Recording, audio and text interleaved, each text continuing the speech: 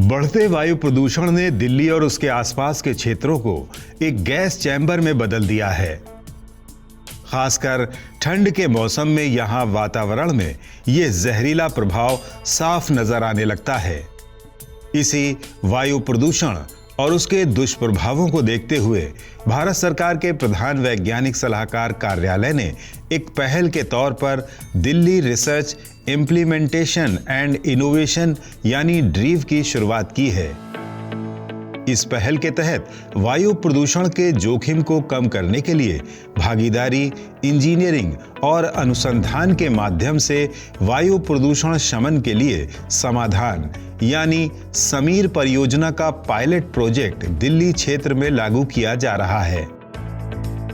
नवंबर 2022 से फरवरी 2023 तक लागू की जाने वाली इस परियोजना के लिए भारतीय प्रौद्योगिकी संस्थान दिल्ली के साथ साझेदारी की है।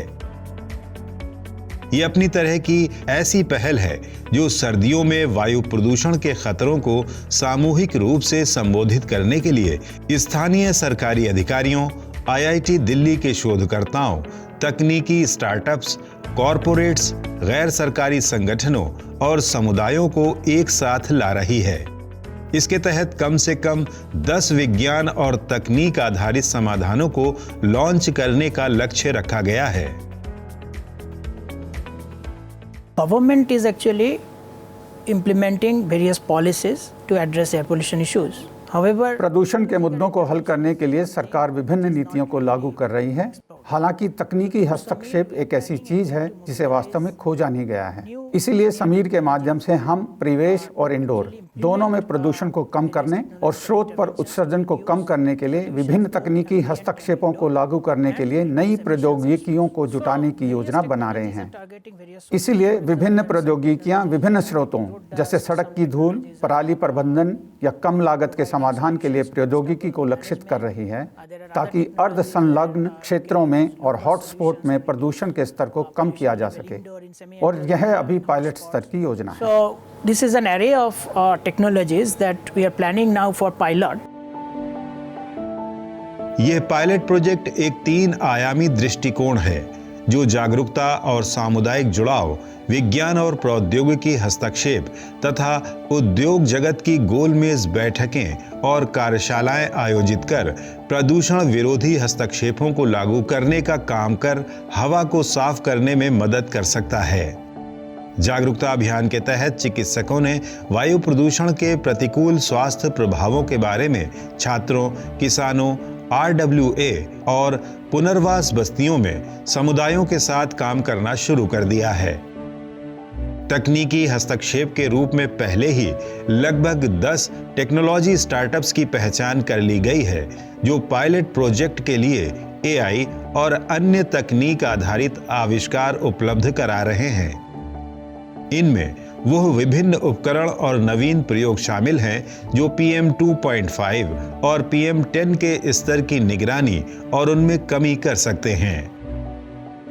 The energy and resource institute TERI के पूर्व अध्ययन के आधार पर वायु प्रदूषण को बढ़ाने वाले उद्योगों के साथ गोलमेज बैठक भी एक समाधान है जिसमें ऐसे उद्योगों को पर्यावरणीय समस्याओं के तकनीकी समाधानों को अपनाने और समर्थन करने के लिए प्रोत्साहित किया जाएगा।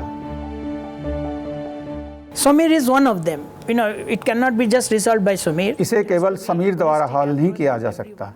इसमें सभी का समग्र सहयोग होना चाहिए। जैसा कि मैंने कहा है कि इसके लिए नीतिगत हस्तक्षेप, प्रौद्योगिकी हस्तक्षेप और व्यवहारिक हस्तक्षेप होना चाहिए।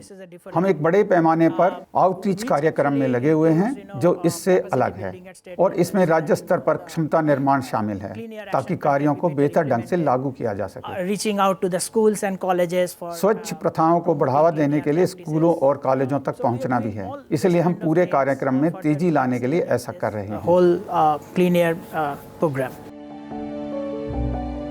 दिल्ली NCR में वायु प्रदूषण एक लगातार बढ़ती समस्या है जिसके लिए समाज में अज्ञानता, संवेदनहीनता, बढ़ती आबादी, अनियमित औद्योगिक गतिविधियां, कृषि कार्य जैसे कई कारण जिम्मेदार हैं।